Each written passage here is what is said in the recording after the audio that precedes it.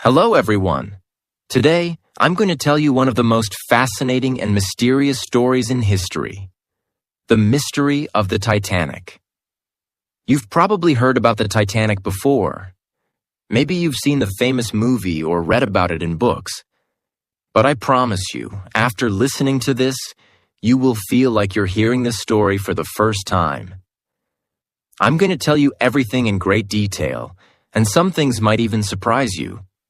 So, sit back, relax, and let's dive into the world of the Titanic. By the end of this story, you will not only learn about the Titanic, but also improve your English skills. The Titanic was not just a ship. It was a dream, a symbol of luxury, success, and human achievement. Let's go back to the early 1900s when ships were the main way to travel across oceans. At that time, two shipping companies, White Star Line and Cunard Line, were competing to build the best and most luxurious ships in the world. Cunard Line had two fast and famous ships, Lusitania and Mauretania. These ships were fast, but White Star Line wanted to do something different. They didn't just want speed, they wanted luxury, comfort, and size. White Star Line decided to build three ships that would be the largest and most luxurious in the world: Olympic, Titanic, and Britannic. Out of these, Titanic became the most famous, but not for the reasons the company hoped. The Titanic was built in Belfast, Northern Ireland, by a shipbuilding company called Harland and Wolff. The construction started in March 1909 and took almost 3 years to complete. Thousands of workers worked day and night to build this giant ship. It was 882 feet, 269 meters long, and 175 feet, 53 meters, tall. Imagine this. The Titanic was almost the size of 3 football fields placed end to end. Now let's talk about why the Titanic was called unsinkable. The ship had 16 watertight compartments, and the engineers believed that even if 4 of these compartments filled with water, the ship would still float. This technology was so advanced at the time that people thought it was impossible for the Titanic to sink. The vice president of White Star Line, a man named Philip Franklin, was so confident that he said in front of the public, "The Titanic is unsinkable." Everyone believed it. The media wrote about it. It became the ship that could never sink. Now let's step inside the Titanic and see what made it so luxurious. At that time, traveling on the Titanic was not just a journey. It was an experience. The ship's interiors were designed to look like a 5-star hotel. In fact, many people said that the Titanic was even better than the best hotels in the world. The wood paneling on the walls was carved by hand and polished to shine. The stained glass windows sparkled in the sunlight. There were 2 grand staircases, and one of them, the first-class grand staircase, became iconic.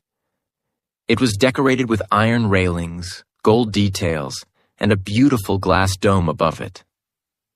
This staircase connected several decks and was where wealthy passengers would gather to show off their expensive clothes and jewelry. The Titanic had more than just beautiful rooms. It had facilities that were rare for ships at that time. A heated swimming pool, a Turkish bath where passengers could relax, an electric bath, which was considered a modern luxury, a gymnasium with exercise machines, a squash court for sports lovers, a library where passengers could read books, 2 barbershops for grooming and haircuts. There were also restaurants, cafes, and smoking rooms where passengers could socialize. One of the restaurants, called the a la carte restaurant, was so fancy that you had to pay extra to eat there. The first-class cabins were decorated with silk curtains, elegant furniture, and the finest bedding. Even the second-class cabins were better than the first-class cabins on many other ships. The third-class cabins, though simple, were still more comfortable than those on most ships of that time. The Titanic cost $7.5 million to build in 1912, which is about $200 million today. Tickets were also very expensive. A first-class ticket cost $4,350 back then, like paying $100,000 today. Second-class tickets were $60, about $1,500 today. Third-class tickets were $15 to $40, around $400 to $1,000 today. The Titanic was a luxury ship, and only the richest people could afford first-class tickets. When the Titanic was finally completed, people all over the world were excited. It was the biggest ship ever built. Famous actors, businessmen, and wealthy families booked their tickets months in advance. Everyone wanted to be part of the Titanic's maiden voyage, its first journey from Southampton, England to New York City, USA. The Titanic set sail on April 10, 1912. Crowds of people gathered at the port in Southampton to see the ship off. Families waved goodbye to their loved ones, and photographers clicked pictures of the grand ship as it slowly left the dock. On board were 2,224 passengers and crew members. Some of the wealthiest people in the world were there, including John Jacob Astor IV, one of the richest men in the world; Molly Brown, a famous socialite; Isidor Straus, the co-owner of Macy's department store, and his wife, Ida Straus. There were also immigrants traveling in third class, hoping to start a new life in America. For them, the Titanic represented hope and opportunity. The Titanic's journey started smoothly. The ship was cruising at a speed of 21.5 knots, which is about 10 kilometers per hour. Everything seemed perfect. Passengers enjoyed the luxurious facilities, relaxed in their cabins, and dined in the elegant restaurants. The weather was calm, and the sea looked peaceful. But just 2 days into the voyage, the Titanic received its first ice warning. It was a message from another ship, warning about icebergs in the North Atlantic. At that time, icebergs were common in the area, especially in April, but nobody worried too much. After all, the Titanic was unsinkable, right? The Titanic's journey continued, and by April 14, 1912, it had been sailing for 4 days. Everything seemed perfect. Passengers were enjoying their luxurious surroundings. The sea was calm, and the weather was clear. But no one knew that this peaceful day would turn into a disaster that the world would never forget. Throughout April 14th, the Titanic received 7 iceberg warnings from other ships in the area. These messages were sent through Morse code, a way of communicating using dots and dashes. Each warning informed the Titanic's crew about large icebergs ahead in the North Atlantic. Here's what happened with these warnings. Some of the messages never reached the captain, Edward John Smith, because they were not marked as urgent. Some were sent to the Marconi wireless operators, who were busy sending messages for passengers and didn't give the warnings much attention. Even the warnings that did reach the captain were not taken seriously. Captain Smith believed the Titanic was safe. The ship was advertised as unsinkable, and many people trusted this claim. Even though the warnings suggested danger ahead, the captain did not slow down the ship. The Titanic continued at its maximum speed of 21.5 knots, which is about 40 kilometers per hour. The night of April 14th was unusually dark. The moon was not visible, and the stars provided little light. This made it difficult to see anything in the distance. The sea was also unusually calm, which might sound like a good thing, but it wasn't. Normally, waves would crash against icebergs, making them easier to spot. But that night, the water was so smooth that the icebergs were almost invisible. On the ship's deck, 2 lookout men, Frederick Fleet and Reginald Lee, were stationed in the crow's nest, a small platform high above the deck. Their job was to watch for any dangers ahead, especially icebergs. They didn't have binoculars because the officer who had them left the ship before the journey. and forgot to hand them over. This made their job even harder. At 11:39 p.m., everything changed. Frederick Fleet, sitting in the crow's nest, saw something dark and massive directly in front of the ship. At first, he wasn't sure what it was. Then, as the Titanic got closer, he realized it was an iceberg, a huge one. Fleet immediately rang the warning bell 3 times. This was the signal for danger. He then grabbed the phone and called the bridge, where officers controlled the ship. He shouted, "Iceberg right ahead!" The officers on the bridge, including First Officer William Murdoch, reacted quickly. Murdoch ordered the crew to turn the ship to the left, reverse the engines to slow the ship down. But it was too late. Just 37 seconds after the iceberg was spotted, at 11:40 p.m., the Titanic crashed into it. The iceberg was enormous, 200 feet high and 400 feet long. According to researchers, it was about 100,000 years old and weighed around 1.5 million tons. The collision caused pieces of ice to fall onto the deck of the Titanic, but the real damage was happening below the waterline. This is one of the biggest mysteries of the Titanic. How could a piece of ice damage a ship made of solid metal? To understand this, let's look at a few important details. 1. The iceberg's weight and strength icebergs are not soft like ice cubes in your drink. They are massive and solid, with sharp edges that can act like knives. The part of the iceberg above water was only a small fraction of its total size. Most of it was underwater, making it extremely heavy and powerful. 2. The Titanic's steel. The Titanic was made of steel, but the steel used in 1912 was not as strong as the steel we use today. It became brittle in very cold temperatures, and the North Atlantic was freezing that night. When the iceberg hit the Titanic, the steel plates cracked instead of bending. 3. The rivets. The metal rivets that held the Titanic's steel plates together were another problem. Some of these rivets were made of a weaker material called wrought iron. When the iceberg hit, these rivets popped out, creating gaps in the ship's hull. As the iceberg scraped along the Titanic's side, it opened 6 narrow holes below the waterline. These holes were small, but water began pouring in at an alarming rate. When the collision happened, most passengers didn't realize anything was wrong. Some people felt a slight jolt, while others heard a grinding noise as the iceberg scraped along the ship.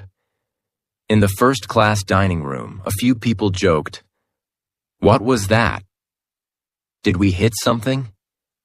In the engine room, however, the crew knew the situation was serious. Water was rushing into the lower decks. The Titanic's watertight compartments were supposed to keep the ship safe, but the iceberg had damaged more compartments than the ship could handle. Scientists believe the iceberg that hit the Titanic started as part of a glacier in Greenland. Over thousands of years, it broke off and drifted into the North Atlantic. By the time it hit the Titanic, it was one of the largest icebergs in the area. Its size and weight made it unstoppable. By midnight, water had flooded the first 5 compartments of the Titanic. This was a critical problem. The ship's design could handle flooding in 4 compartments, but not 5. Captain Smith was informed of the damage, and he realized the Titanic was in serious trouble. The ship, once called unsinkable, was now sinking.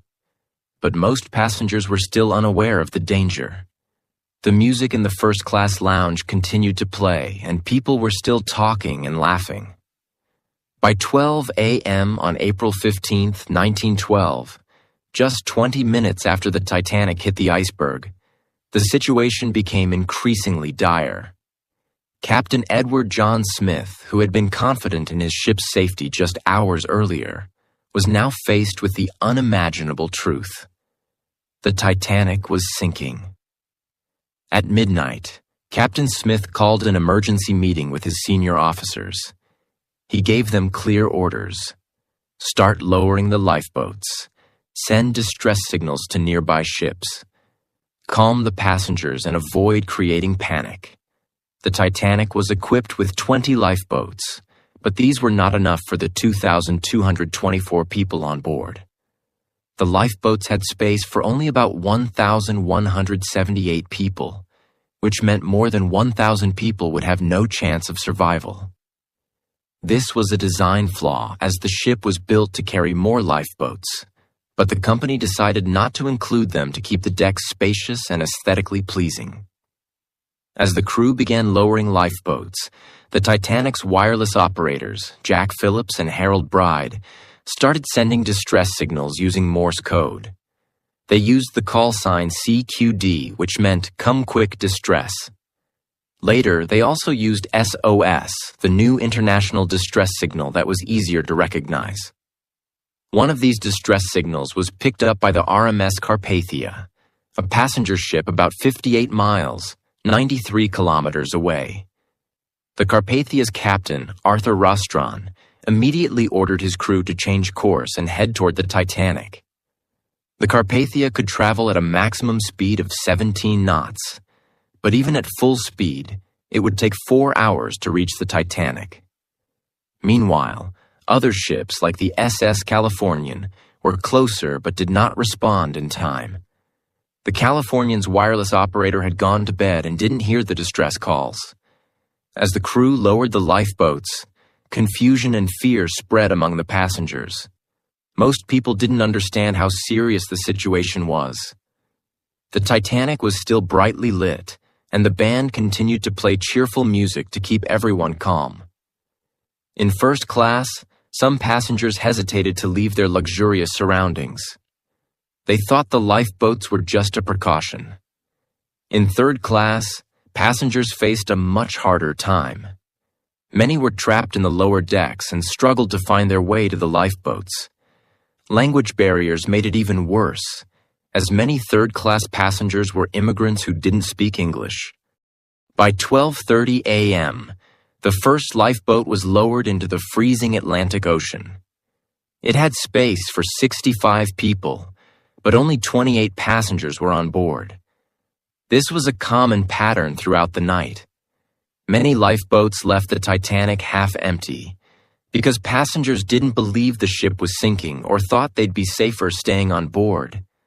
As water continued to pour into the Titanic, it became clear that the ship's watertight compartments were not enough to save it.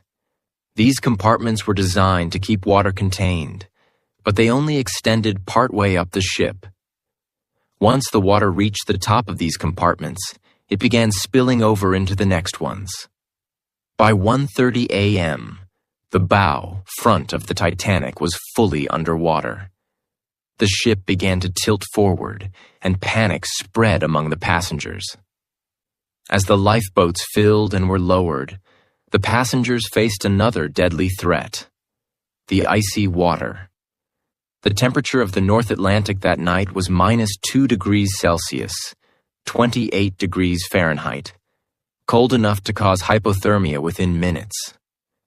Most passengers and crew who entered the water without a lifeboat did not survive. The Titanic had 2,224 people on board, but only 705 survived, most of them in lifeboats. At around 2:15 a.m., the Titanic's situation reached its breaking point, literally. The weight of the water flooding the ship caused immense pressure, and the Titanic began to crack. Here's how it happened. The bow was already underwater, pulling the ship downward. The stern, back of the ship was lifted high into the air. The stress on the middle section of the ship was too much, and the Titanic broke into two pieces. The two halves of the ship sank separately. The bow plunged to the ocean floor first. The stern floated for a few moments before also sinking. At 4 a.m., 2 hours after the Titanic sank, the RMS Carpathia finally arrived. The crew immediately began rescuing survivors from the lifeboats. The Carpathia's crew worked tirelessly to pull people from the freezing water. Many survivors were in shock, crying, or suffering from hypothermia. Some were too weak to climb aboard and had to be lifted with ropes. By 8:30 a.m., all survivors had been rescued, and the Carpathia set course for New York. The survivors left behind the wreckage of the Titanic and the bodies of more than 1,500 people who had perished. After the Titanic tragedy, the world wanted answers. How could such a grand and unsinkable ship sink? Why did so many lives get lost? As investigations began, one shocking controversy came to light: the mysterious role of another ship, the SS Californian, which was just 37 kilometers, 20 miles away from the Titanic when it sank. The SS Californian, a British steamship, was sailing in the North Atlantic on the night of April 14, 1912, the same night the Titanic struck the iceberg. Unlike the Titanic, the Californian wasn't rushing to make headlines. It had stopped for the night because of ice warnings and was surrounded by icebergs. Its engines were off, and it was stationary in the cold, quiet ocean. At around 11 p.m., the crew of the Californian spotted a large ship in the distance. This was the Titanic. From their deck, they could see the lights of the enormous vessel. When the Titanic began sinking, its crew launched rocket flares into the sky as a distress signal. These white flares were visible for miles and were meant to alert nearby ships that something was wrong. The crew of the Californian saw these flares. One of their officers, Second Officer Herbert Stone, reported to his captain, Stanley Lord, that he had seen the rockets. Stone also noted that the large ship appeared to be stopped. However, Captain Lord dismissed the situation, assuming it was nothing serious. He believed the ship might be holding a party or celebration, which was not uncommon for wealthy passengers. One of the most critical mistakes made by the Californian was turning off its radio, wireless, for the night. The wireless operator, Cyril Evans, had gone to bed at 11:30 p.m., shortly before the Titanic began sending distress signals. This decision proved catastrophic. If the Californian's radio had been on, its crew would have heard the Titanic's SOS calls and could have responded immediately. The ship was close enough to reach the Titanic in time to rescue hundreds of passengers who later died in the freezing water. The question remains, could the Californian have truly saved lives? Distance. The Californian was 20 miles away, a distance it could have covered in about 2 hours. While it might not have arrived before the Titanic sank, it could have rescued many people from the lifeboats in freezing water. The Titanic sank at 2:20 a.m., and the Californian could have reached the site by 2:30 or 3 a.m., far earlier than the RMS Carpathia, which arrived at 4 a.m. Even saving 100 or 200 more lives would have drastically reduced the scale of the tragedy. The controversy surrounding the Californian led to significant changes in maritime practices. 24/7 radio operators. Ships were required to keep their wireless radios manned at all times to ensure no distress signals would go unheard. Clear signals. New guidelines were introduced for distress flares, making it clear that rockets in the night sky always meant danger, not celebrations. Responsibility to investigate. Ships were instructed to investigate any unusual activity, such as flares or nearby vessels appearing stationary. Captain Stanley Lord's reputation was permanently damaged by the inquiry. Lord spent the rest of his life trying to clear his name, but the controversy followed him until his death in 1962. The Titanic was not just a ship, it was a symbol of human ambition, luxury, and dreams. But in one tragic night, all of that was lost to the icy waters of the Atlantic. Even today, over a century later, the Titanic remains one of the most fascinating stories in history. After the Titanic sank on April 15, 1912, it disappeared into the dark depths of the Atlantic Ocean. For decades, no one knew exactly where the ship rested. People could only imagine what it looked like under the sea. Many believed the wreck would never be found, as it sank to a depth of 12,500 feet, 3,800 meters, far beyond the reach of most explorers at the time. It wasn't until 1985, 73 years later, that the Titanic was finally discovered. Dr. Robert Ballard, a deep-sea explorer, and his team used advanced technology to find the shipwreck. They sent a robotic submarine to explore the ocean floor, and what they found was breathtaking. The bow, front of the ship was relatively intact, while the stern, back, was twisted and broken, evidence of the ship splitting in two before it sank. Around the wreck, there were shoes, dishes, luggage, and other personal belongings of the passengers, a haunting reminder of the lives lost. Since its discovery, scientists have studied the wreck and found that it's slowly being destroyed. Bacteria and salt water are eating away at the metal. According to experts, the Titanic could completely disintegrate by 2030, leaving nothing but memories. Despite this, the fascination with the Titanic continues. It's not just about the ship itself, but what it represents. The ambition to build something extraordinary. The tragedy of overconfidence. The human stories of survival, loss, and courage.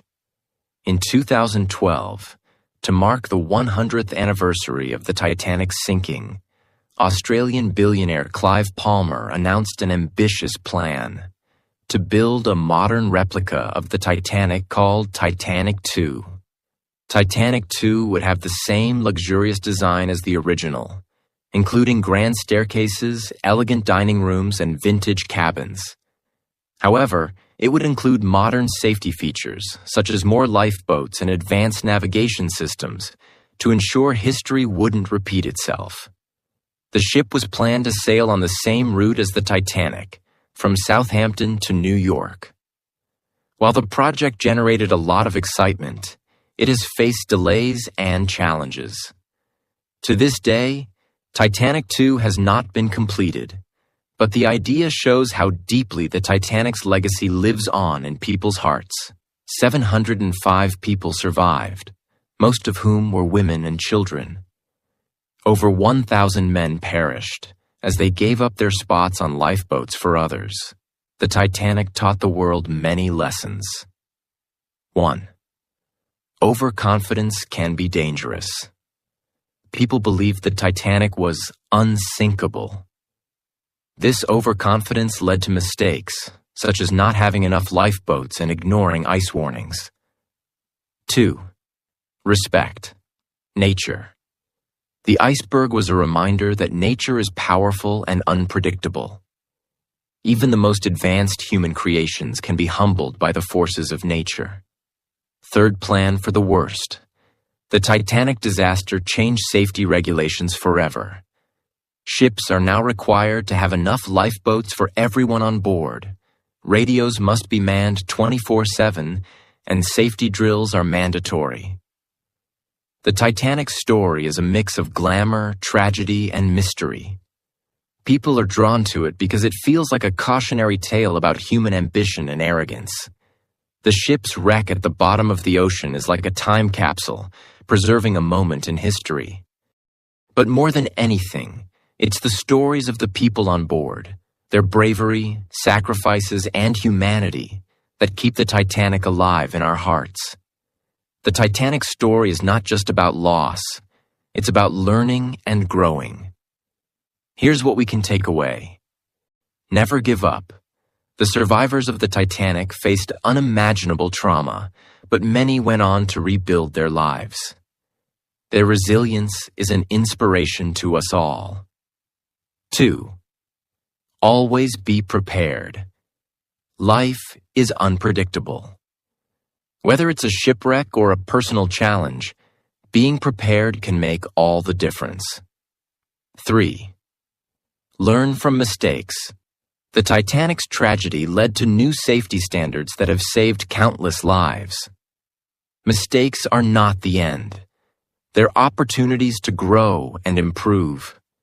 And so, the mystery of the Titanic is not just a story of a ship.